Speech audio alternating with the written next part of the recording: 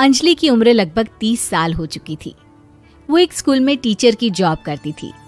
अंजलि के घर में उसकी माँ के अलावा उसका छोटा भाई और भाभी भी रहा करते थे।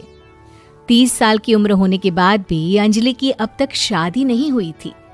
इस बात को लेकर अंजलि की माँ रुक्मिणी देवी काफी परेशान रहा करती थी। माँ, मैं स्कूल जा रही हूँ, जरा मेरा टिफिन तो दे दीजिए। अब क्या पूरी जिंदगी मैं तुझे टिफिन बनाकर देती रहूंगी? अरे कुछ सोचा भी अपने बारे में या बस ऐसे ही? क्या माँ, सुबह सुबह फिर वही बातें लेकर बैठ गई। माँ गलत क्या कह रही है अंजलि दीदी? इतनी उम्र हो चुकी है आपकी, माँ कब तक आपकी सेवा करती रहेंगी? भाभी, मैंने माँ को कब कहा कि मेरी सेवा करो?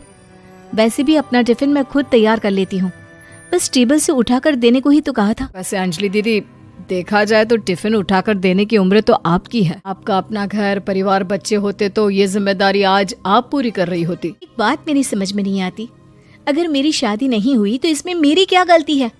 और तुम सब लोग मेरे पीछे क्यों पड़े रहते हो? अरे कुछ कहना क्या पीछे पड़े रहना होता है?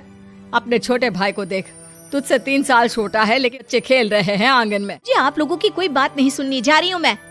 और आप में से किसी को मेरा कोई काम करने की जरूरत नहीं है, मैं खुद संभाल लूंगी। इतना कहकर अंजलि वहाँ से चली जाती है। शाम को जब अंजलि अपने स्कूल से लौटकर घर वापस आती है तो उसने देखा कि पड़ोस वाली निर्मला चाची वहाँ पर बैठी हुई थी। क्या बात है अंजलि बिटिया, नौकरी करके वापस आ गई? जी चाची जी, कैसी हैं आप? मैं तो ठीक हूँ बेटा, तुम बताओ शादी के बारे में कुछ सोचा या नहीं?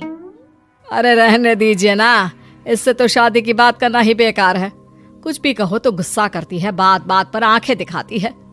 माँ, आप ऐसा क्यों कह रही है? मैंने कब आप पर गुस्सा किया? अरे अंजलि बेटा, तुम्हारी माँ ठीक ही तो कहती है। 30 की होने आई हो, अब तुम्हें भी शादी वादी कर लेनी चाहिए। चाची जी, आप तो ऐसे कह रही हैं जैसे शादी करने से मैंने मना किया हो। रहने दीजिए निर्मला चाची, हमारी अंजलि दीदी को अभी तक उनकी पसंद का दूल्हा नहीं मिला ना, इसीलिए वो शादी नहीं कर। भाभी, ऐसी कोई बात नहीं है। तो फिर क्या बात है?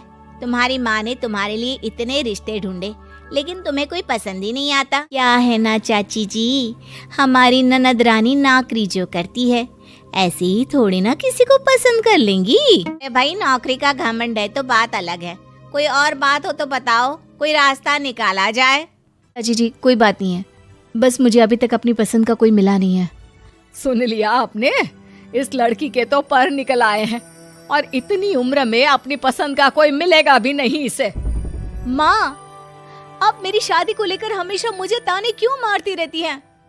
अपनी माँ की बातें तो ताने लगती है। ताने हैं? बताओ, मैंने कुछ गलत कहा क्या? देखो, ये सब छोड़ो, मेरी दूर की बुआ का बेटा है, उसकी अभी शादी नहीं हुई है, उम्र होगी कोई 34-35 साल। आप कहें तो बात आगे बढ़ाऊं? अरे क्यों नहीं, ये भी कोई पूछने की बात है? अरे जल्दी से लड़के को यहाँ बुला लो। माँ, आप मुझसे पूछे बिना मेरी शादी की बात करने जा रही हैं और मेरी उम्र 30 भी पूरी नहीं हुई है। निर्मला चाची कह रही है कि वो लड़का 35 साल का है। अंजलि दीदी, आपको क्या लगता है इस उम्र में कोई फिल्म का हीरो आएगा आपके लिए?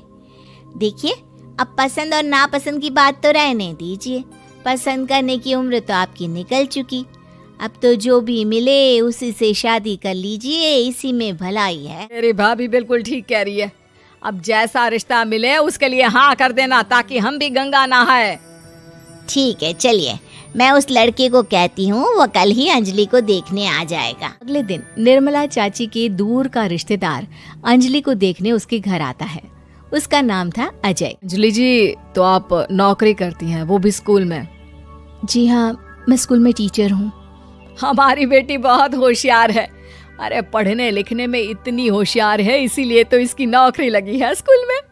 अब ठीक है आंटी जी, जरा मुझे भी तो बात करने दीजिए आपकी बेटी से। पूछिए ना, क्या पूछना चाहते हैं? अंजलि मैडम, ये तो बताइए कि आपने अभी तक शादी क्यों नहीं की? बस ऐसे ही, कहीं कोई रिश्ता पसंद नहीं आया इसलिए। लेकिन क्या मैं आपसे पूछ सकती हूँ कि आपने शादी क्यों नहीं की? अंजलि, क्या कर रही हो तुम? लड़कियों को इस तरह की बातें नहीं शोभा देती। रहने दीजिए आंटी जी, आपकी बेटी काफी पढ़ी लिखी है, मैं उनके सवाल का जवाब दे ही देता हूँ।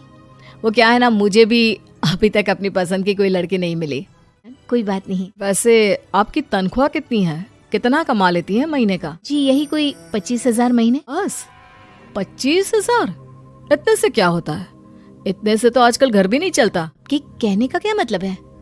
अरे मैं तो ये सोच कर आया था कि नौकरी वाली लड़की है, आराम से 40,000 कमाती होगी। माफ कीजिएगा, आपका और मेरा रिश्ता नहीं हो सकता। जी कोई बात नहीं, मुझे भी आपके साथ शादी करने में कोई इंटरेस्ट नहीं है। अंजलि, किस तरह की बात कर रही हो? घर आए रिश्ते को ठुकरा रही हो तुम। दीदी, अब इस उम्र में आपको इतनी अकड़ नहीं दिखानी चाहिए।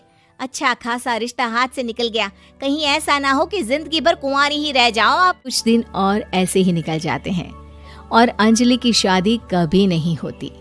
अंजलि के परिवार वाले बिंदास उसे ताने मारते रहते हैं, लेकिन अंजलि एक बड़ी नौकरी की तैयारी करती है और उसमें सिलेक्ट होने के बाद अंजलि को एक बहुत बड़ी नौकरी मिल जाती है। अब तो दीदी के नखरे और भी ज्यादा बढ़ जाएंगे भाई। अब तो इतनी बड़ी नौकरी जो लगी है, अब इनकी शादी होने से रही। माँ, मुझे नौकरी के लिए दूसरे शहर जाना पड़ेगा। आप जानती हैं ये बहुत बड़ी जॉब है और इसमें पैसे भी बहुत ज्यादा मिलेंगे। अच्छा, कितने पैसे मिलेंगे बेटा? माँ, मुझे हर महीने 90,000 सैलरी मिलेगी। क्या? अरे ये तो बहुत अच्छी बात है, लेकिन फायदा क्या? कितने भी पैसे मिले, शादी तो हुई नहीं ना तुम्हारी। अंजलि नौकरी करने के लिए दूसरे शहर में चली जाती है और जब कुछ महीनों के बाद वो वापस घर आती है तो उसे अपने पति के साथ देखकर उसके घर वाले हैरान रह जाते हैं। अरे अंजलि, तूने शादी कर ली और हमें बताया तक नहीं। और दामाद जी करते क्या है? इतनी बड़ी कार है उनकी। माँ, मैं आपको सब कुछ बताना चाहती थी, लेकिन आप सबके ताने सुनकर बहुत दुखी हो गई थी और इसलिए मैंने अपनी पसंद से शादी कर ली। मेरे पति मेरे साथ ही ऑफिस में नौकरी करते हैं और बहुत बड़े अफसर हैं। और एक बात बताऊं माँ,